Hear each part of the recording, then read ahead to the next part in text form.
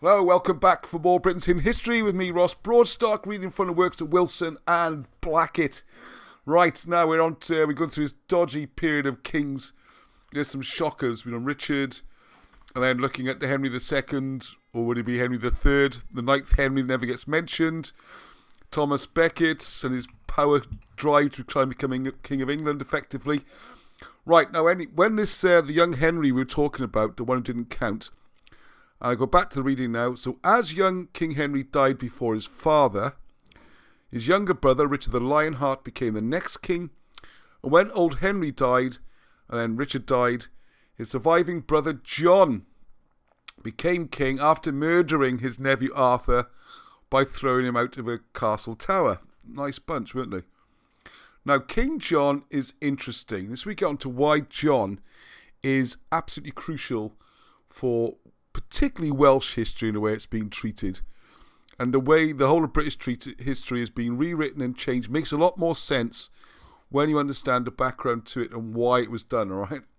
So anyway, so King John is interesting because he married the Lady of Glamorgan, who held lands of that kingdom as there was no direct male heir.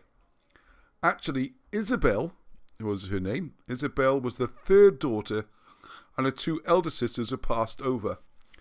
These domains should have included the Dukedom of Gloucester. Now, John and Isabel lived mainly at St. Hilary Castle in the Vale of Glamorgan. It was here, according to local tradition, that the terms of the Magna Carta were formulated. I got a little story here which Wilson and Blackett might not have been aware of at the time, is actually probably more recently when this was written. The bed they're supposed to have slept in came up for auction, went for absolute fortunes. So it's well recorded that he spent a lot of his time, John, in Wales. Not that gets mentioned, really. Anyway, so King John and Isabel had a daughter who was named Joanna, and she married the Prince Llewellyn the Great of Gwynedd. So King John was actually in a very powerful position. He's the King of England, and the rival kingdom, Wales, his daughter is now married to the king, so he's got all the bases covered. All manners of pressures were put on King John to later marry a French princess, and they had a son named as Henry. So the situation was that the princes of northwest Wales, as quite distinct from the kings of Wales in southeast Wales, had a claim to be the rightful kings of England by direct descent from King John. As Alan puts it, this was a momentously negative result for all Welsh history and culture. Because suddenly, well, let's carry on. In the era of 1290 to 1300, Prince Edward, son of King Henry III of England, attacked the Prince Llewellyn Olaf, the last, Olaf means last, of Gwynedd in 1282, and was lucky to escape with his life. And then, as King Edward I of England, he launched 3 further major attacks against Gwynedd. All were unsuccessful, even though he hired 10,000 Basques and a similar number of Gascons, and had the help of Alexander the Fierce of Scotland. And so he invited Llewellyn Olaf to a peace conference. Then Llewellyn in 1282, who, as accompanied by a page and totally unarmed, was ambushed by 12 fully armoured English knights and killed. Another treachery by the English. Anyway.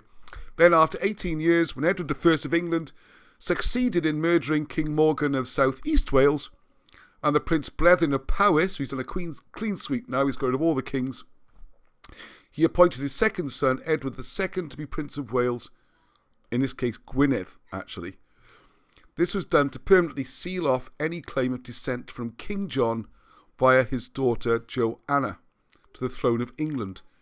The result was a growing and finally permanent misconception in England that the Kingdom of Wales was a ridiculous principality.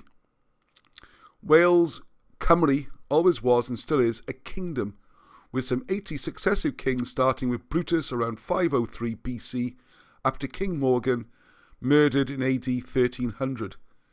This mess does allow the English establishment to pretend that there is no ancient history in Wales.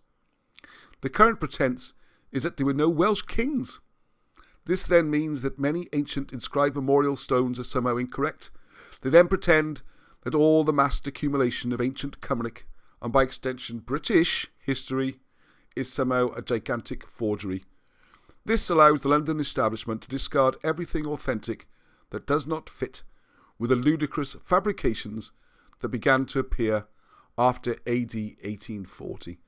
I'd say some started to appear in the 1680s even, when we had the coup, when the throne was basically, the kings were kicked out and puppet kings put instead. So John, everyone knows about the Magna Carta. John was a tyrant, John was a Tartar. John signed all under the Magna Carta. Was it all the barons from Thames to Tweed to gather together at Runnymede? All that, we all know this stuff about King John, how terrible he was, and the Robin Hood stories, all this kind of thing. What's never seems to be mentioned is he did have a Welsh wife initially. And it seems that that marriage was probably done under British church law, Gnostic church Christianity, which is why he was able to annul the marriage and then go and marry his French princess as the political pressures demanded, and his heirs come from that line.